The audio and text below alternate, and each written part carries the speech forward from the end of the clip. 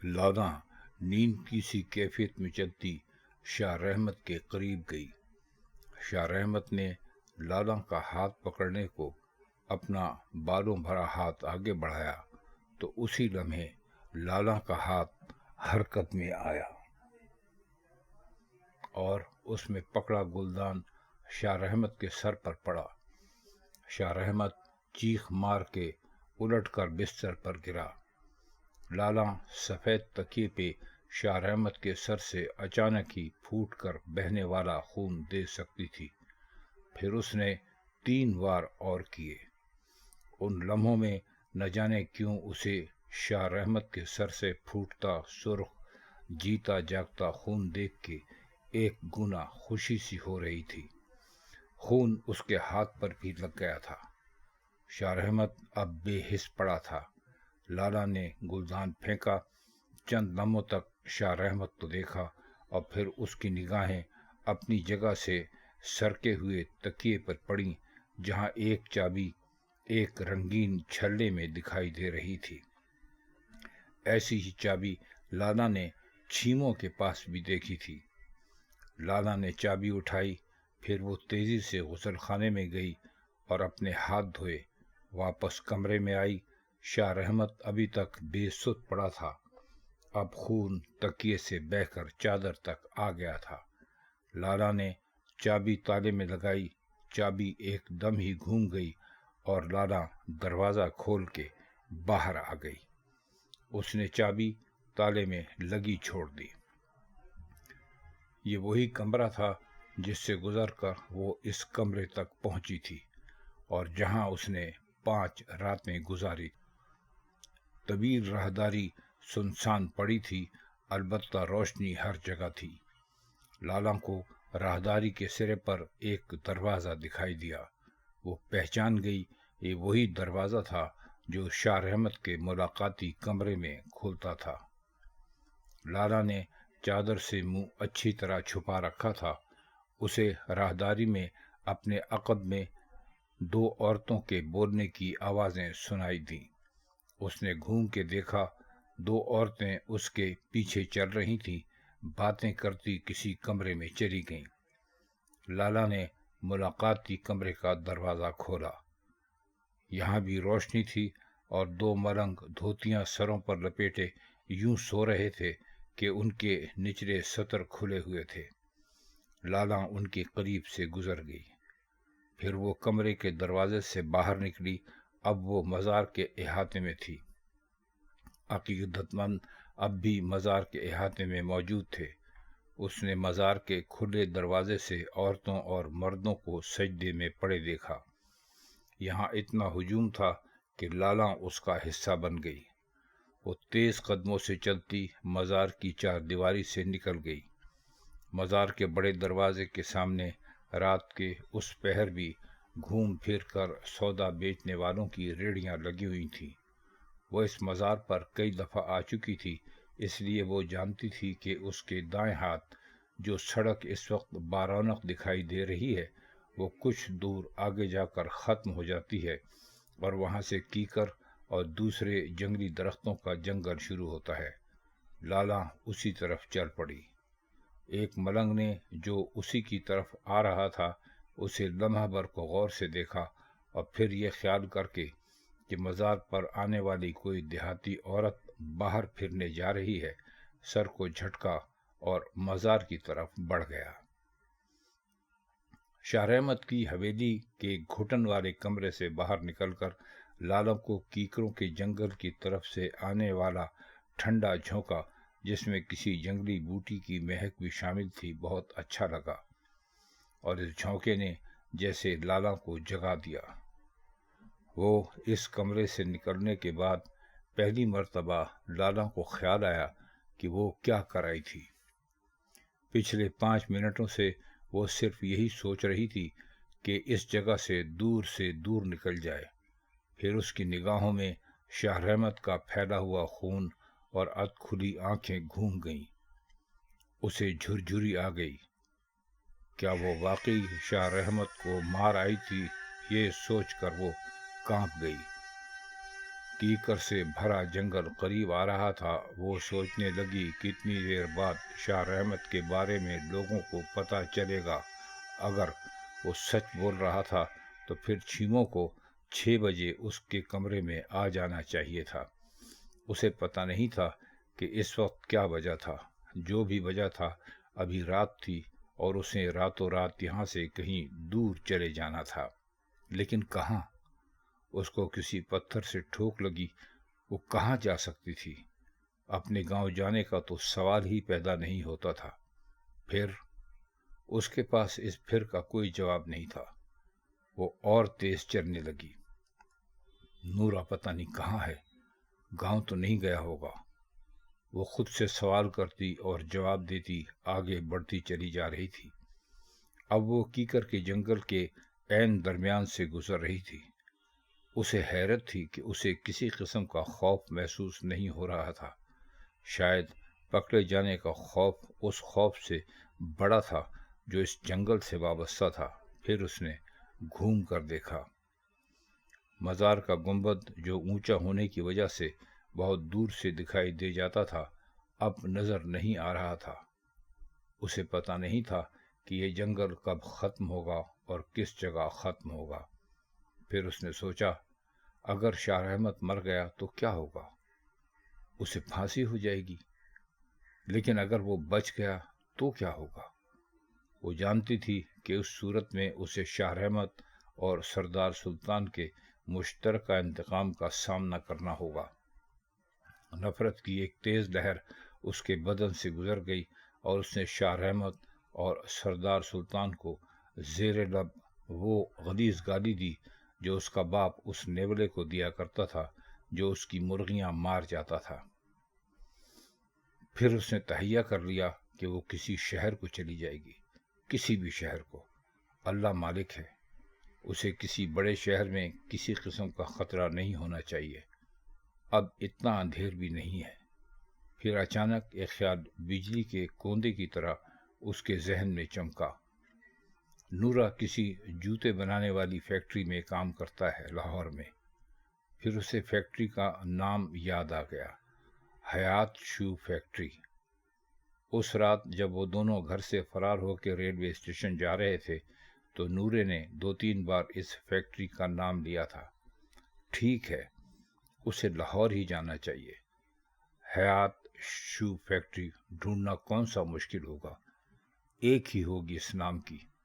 उसने इत्मीनान से सोचा। कीकर का जंगल अभी खत्म नहीं हुआ था। देर से उभरने वाला चांद उसके सर के ऐन ऊपर चमक रहा था। तभी उसने रेलवे इंजन की आवाज़ सुनी।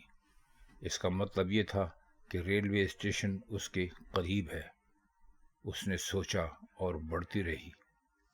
फिर कीकर का जंगल यूं खत्म हो गया जैसे उसे किसी एक ख़ास मनसूबाबंदी के तहत एक मखसूस हद तक उगाया गया हो। अब लाला के सामने हद नज़र तक फैले हुए खेत थे। वो देहात की पाली हुई औरत थी। उसे फौरन अंदाज़ा हो गया कि वो सरसों के खेतों से गुजर रही थी। बीच बीच में कहीं इक्का दुक्का दरख्त भी हवा में हौले हौले झूल रहे थे। वो जानती थी कि इन खेतों के दरमियान पैदल गुजरने वालों के लिए कोई न कोई पगडंडी ज़रूर होगी। ये पगडंडी उसे कोई मील भर चलने के बाद मिली। उसने घूम के देखा। वो जंगल जिससे वो गुजर के आई थी मलगिजी चांदनी में एक बड़ी स्याह चादर की तरह दिखाई दे रहा था। एक बार फिर रेलवे इंजन की सीटी सुनाई दी और रेल का अपना मखसूस शोर भी। फिर वो अचानक रोशनी में नहा गई। सरसों के खेतों के ऐन दरमियान से रेलवे लाइन गुजर रही थी। वो एक तरफ खड़ी हो गई। ये कोई मालगाड़ी थी जिसके खुले डब्बों से अंदाज़ा होता था कि उसमें कुछ लदा हुआ है। चंद डब्बे बंद भी थे। इसका मतलब ये था कि यहाँ से कोई रेलवे स्टेशन करीब नहीं था, बल्कि अब तक जो 2-4 बार वो रेलवे इंजन के हॉर्न की आवाज़ सुनती रही थी वो यहाँ से गुजरने वाली गाड़ियाँ थीं। उसने उस रुख देखा जिधर को रेल गाड़ी का इंजन गया था। वहाँ सिवाय इंजन के आगे भागती रोशनी के सिवा और कुछ न था। پھر بریکیں لگنے کی تکلیف دہ آوازیں سنائی دیں اور اس کے سامنے سے گزرنے والی ریل گاڑی کی رفتار سست پڑنے لگی۔ اسی لمحے اسے ایسا لگا جیسے اس کے پیچھے کوئی چیز روشن ہوئی ہو۔ اس نے گھوم کے دیکھا، دور جنگل کی چادر سے دو روشنیاں اس کی طرف بڑھ رہی تھیں۔ وہ کسی ہرنی کی طرح چوکنی ہو گئی۔ یقیناً رحمت شاہ کے بارے میں انہیں پتہ چل گیا تھا اور وہ میری تلاش میں ہیں۔ یہ رحمت شاہ کے آدمی ہی ہو سکتے ہیں۔ اب ٹرین عین اس کے سامنے رک گئی تھی۔ 2 ڈبوں کے بعد یہ ٹرین ختم ہو جاتی تھی۔ گارڈ کے ڈبے سے ایک آدمی نے لالٹین دکھائی اور جب ٹرین نہ چلی تو وہ ڈرائیور کو ایک گندی گالی دے کے لائنوں پہ روشنی کرتا تیزی سے انجن کی طرف چل دیا۔ لالا نے گھوم کے دیکھا، دونوں روشنیاں اب کافی قریب تھیں اور سرسوں کے کھیتوں کے عین بیچ سے گزر رہی تھیں۔ اس کا مطلب یہ تھا کہ اس کار یا جیپ میں جو بھی سوار تھے وہ علاقے کے تکڑے لوگ تھے یا پھر ان کی اپنی فصل تھی جسے وہ اتنی بے خوفی سے اجاڑ رہے تھے۔ پھر لالا نے کتوں کے بھونکنے کی آوازیں سنی۔ وہ کانپ گئی۔ وہ کتے لے کے اس کی تلاش میں نکلے تھے۔ جیپ یا کار کی روشنیاں اب ایک جگہ رک گئی تھیں، پھر بتیاں بجھا دی گئیں۔ لالا جانتی تھی کہ وہ کتوں کو نیچے اتار رہے تھے۔ اس نے اپنے سامنے دیکھا، گارڈ بڑبڑاتا ہوا اپنے ڈبے کی طرف جا رہا تھا۔ گارڈ کو کسی چیز سے ٹھوکر لگی اور اس نے کسی کو ماں کی ہوائی گالی دی اور پھدک کے اپنے ڈبے میں چڑھ گیا۔ ساتھ ہی اس کی سیٹی کی تیز آواز جنگل میں پھیلی اور اس نے سب شیشے والی لالٹین ہاتھ لمبا کر کے ہوا میں لہرائی۔ ٹرین چل پڑی تھی اور لالا بریکیں ڈھیلے ہونے کی آواز سن سکتی تھی۔ اس نے اپنے پیچھے کتوں کی مہیب آوازیں سنی جو قریب سے قریب تر ہو رہی تھیں۔ وہ اپنی جگہ سے نکلی۔ ٹرین اس سے کوئی 10 فٹ کے فاصلے پر رہی ہوگی۔ اسے کم از کم یہ اطمینان تو ضرور تھا کہ اس کے تعاقب میں آنے والی گاڑی کے لوگ اسے فصل کی وجہ سے نہیں دیکھ پائیں گے۔ وہ ریلوے لائن کے ساتھ ساتھ ہاتھ بڑھائے بھاگنے لگی۔ اس نے ٹھنڈے لوہے کو پکڑا تو ٹرین کی رفتار مزید تیز ہو گئی۔ لالا کی قسمت اچھی تھی کہ جو اسے اس مرحلے پر ٹھوکر نہیں لگی، ورنہ وہ سیدھی چلتی ٹرین کے نیچے گر جاتی۔ اس نے اپنے جسم کو تولا اور چلتی ٹرین کے ساتھ چمٹ گئی۔ اس کو اسی لمحے ایسا لگا جیسے کسی نے اس کی شلوار کا پائچہ پکڑ لیا ہو۔ اس نے خود کو ڈبے کے ساتھ مضبوطی سے لگائے ہوئے نیچے دیکھا۔ ایک قداور کتا ٹرین کے ساتھ بھاگ رہا تھا اور اسی نے لالا کی شلوار کا پائچہ پکڑ رکھا تھا، لیکن کتا پھر ٹرین کی رفتار کا ساتھ نہ دے سکا یا کسی چیز سے ٹکرایا اور لالا کی شلوار کا پائچہ اس کی گرفت سے آزاد ہو گیا۔ لالا نے اس کی آخری جھلک ایک تیزی سے غائب ہوتے ہوئے ہیولے کی صورت دیکھی۔ اسے سامنے سے شدت کی ہوا تنگ کر رہی تھی اور دھول اس کی آنکھوں میں چبھ رہی تھی۔ اس کے سموچے بدن کا بوجھ اس کے دونوں ہاتھوں پر تھا۔ اس نے اندھیرے میں دیکھنے کی کوشش کی اور کھلے ڈبے میں کسی وجہ سے پوری طرح بند نہ ہو جانے والا لوہے کا وہ سریا اس کے ہاتھ میں آ گیا جسے دروازہ بند کر کے درمیان میں پھنسا دیا جاتا ہے۔ لالا نے لمحہ بھر کو خود کو تولا اور زور لگا کر اپنی ایک ٹانگ پوری پھیلا کے لوہے کے سریے کے ساتھ اڑا دی۔ اب اس کے ہاتھوں کا بوجھ کچھ کم ہو گیا تھا۔ اس نے ٹانگ اور ہاتھوں کے ملا کر زور لگایا اور دوسرے ہی لمحے وہ بجری کے ڈھیر پر چاروں ہاتھ پیر پھیلائے پڑی گہرے گہرے سانس لے رہی تھی۔ اس کا بدن بے طرح دکھ رہا تھا۔ آسمان پر چاند اس کے ساتھ ساتھ بھاگ رہا تھا۔ لالا کو اپنے حواس درست کرنے میں 10 منٹ لگے تھے۔ اس نے اٹھ کر اپنے چاروں طرف دیکھا۔ چلتی ریل گاڑی کے اس کھلے ڈبے میں باریک بجری لدی ہوئی تھی۔ اس کے سامنے ایک ایسا ڈبہ تھا جو چاروں طرف سے بند تھا اور سامنے سے آنے والی ہوا سے بچاؤ کا ایک بڑا سبب بھی۔ لیکن دو طرف سے لگنے والی ہوا پھر بھی تیز تھی۔ ہر سو اندھیرا تھا اور سوائے گاڑی کے پہیوں کے ڈوب ڈوب ڈوب ڈوب اور ہوا کے تیز شور کے سوا کچھ سنائی نہیں دے رہا تھا۔ وہ نہیں جانتی تھی وہ کہاں تھی۔ وہ صرف نیم تاریکی میں تیزی سے بھاگتے ہوئے درخت اور دور سے دکھائی دینے والے کسی گھر کی روشنی دیکھ سکتی تھی۔ پھر ٹرین کی رفتار سست پڑی، لالا چوکنی ہو گئی۔ پھر اسے پانی کی وہ بڑی ٹنکی دور سے دکھائی دی جس کی دیواروں کے ساتھ روشنیاں لگی ہوئی تھیں۔ یہ ٹنکی تو اس اسٹیشن کی ہے جو ہمارے گاؤں کے ساتھ لگتا ہے، لالا نے سوچا۔ تو کیا وہ ایک لمبا چکر لگا کے پھر اپنے ہی گاؤں کے اسٹیشن پر واپس پہنچ گئی تھی؟ پھر ایک خدشہ ایک خاموش سانپ کی طرح اس کے ذہن نے سرسرایا۔ ہو سکتا ہے اب تک اس کے شاہ رحمت کے ساتھ کیے ہوئے سلوک کی خبر سردار سلطان کو مل گئی ہو اور اس نے اسے تلاش کرنے کو اپنے آدمی ہر طرف لگا دیے ہوں۔ ہو سکتا ہے کوئی ادھر بھی آ نکلے۔ یہ سب اس نے بڑی تیزی سے سوچا